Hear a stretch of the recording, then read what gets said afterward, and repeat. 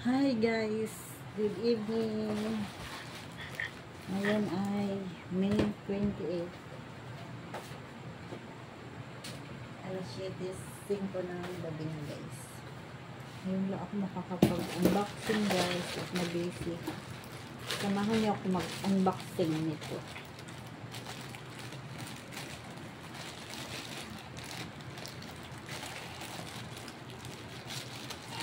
Hulaan nyo guys, ano to? Araw-araw dapat binabaon.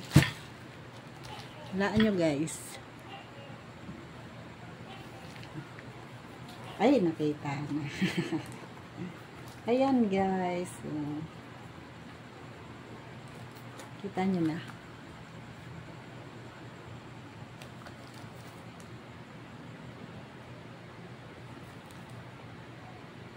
At ako malakas uminom ng tubig guys. Kulang ang 2 tumbler sa akin. Allah, thank you. Parang sakto na ni sa akin.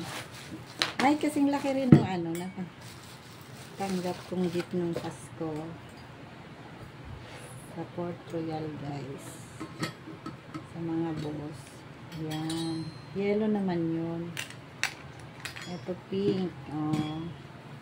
Baby pink. Ito guys, ang hinihintay ko kahapon pa. Anong linggo pa? Ngayon lang na-deliver guys. Ipinaiwan ko na siya. May gadab shout out sa nag-deliver dito.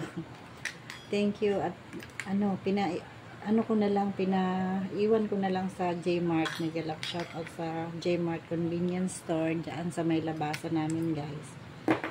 At wala na nga siyang time yung nag-deliver. May love shout out kay Miss Dane. Ang pangalan niya. At mga alas 5 pa nga ang labas namin. Siyempre malayo pa. Mga kalahating oras pa ang biyahe papunta dito. Wala na daw siyang time. Kaya pinaiwan ko na lang sa J-Mart. Shout out. Yan na guys. Okay naman siya guys. Hugasan ko na ito mamaya. 1,000 ml siya. Ayan, magagamit natin talaga ito. Ganito din yung natanggap kong gift ng Pasko. Shout out sa mga boss. Ay, may lumping siya guys. Nabagsak-bagsakan siguro ito. Hayaan mo na. Okay na yan. Okay na lang. Yellow yung natanggap kong color lang. Yellow ang napili ko na. Pinili ko kasi yellow. Ngayon, pink naman. Mga favorite kong color ito guys. Yellow, green, pink. Yan. Thank you guys sa panonood ng aking pag-unbox sa baunan ng tubig. Tubig is life guys. Mas damihan natin ang inom ng tubig araw-araw.